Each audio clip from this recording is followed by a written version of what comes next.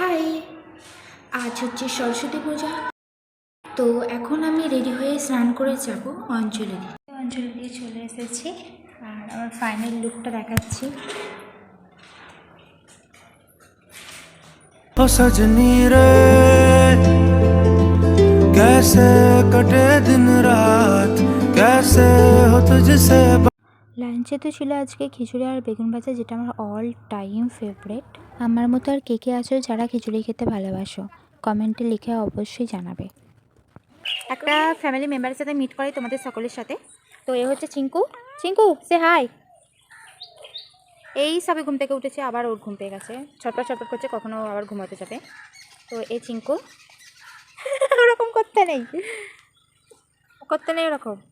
আর এই হচ্ছে চিঙ্কুর বন্ধু। তো আমি যাচ্ছি এখন ওই কোণটাতে যাব, কেননা ওখানে আমাদের জমি আছে আর সেখানে আলু গাছ বসানো হয়েছে। বাপি বলল যে মাঠের দিকে যাচ্ছিস তো আলু গাছটা কেমন বড় হয়েছে না কি হয়েছে একটু দেখে আয়।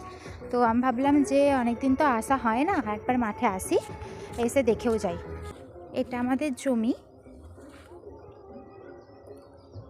ওখানে জুম করলে আই থিঙ্ক ওটা হচ্ছে ফুলকপি গাছ, আর এটা আমাদের আলু গাছ, নারকেল গাছ, এইসবই আছে।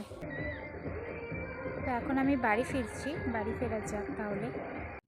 তো সন্ধ্যায় তো আমাদের বাড়ির সামনে আমি এই সরস্বতী ঠাকুরটাকে দেখে এলাম। এটাই আমার ফার্স্ট ঠাকুর দেখা, এর আগে আমি ঠাকুর দেখিনি। কেননা আমি আমাদের এখানে দুর্গা মন্দিরে অঞ্জলি দিয়েছিলাম, সেখানেই ছোটোবেলা থেকে দিয়ে আসছি, তো এখানে দেওয়া হয়নি। আর এখানে সহজ পাঠের থিম করা হয়েছিল, বেশ ভালো লাগছিলো। একটু তো দাঁড়িয়ে ক থেকে চন্দ্রবিন্দু চাঁদ পর্যন্ত পড়েই নিলাম। আর এখানে আমার মাও এসেছিলো আমার সাথে, মা তো এখানে সব ছড়াগুলো পড়ে শোনাচ্ছিল। আর এটা হচ্ছে ঠাকুরটা, ভীষণ মিষ্টি দেখতে। তারপর আর কোথাও যায়নি, সোজা বাড়ি চলে এসেছিলাম।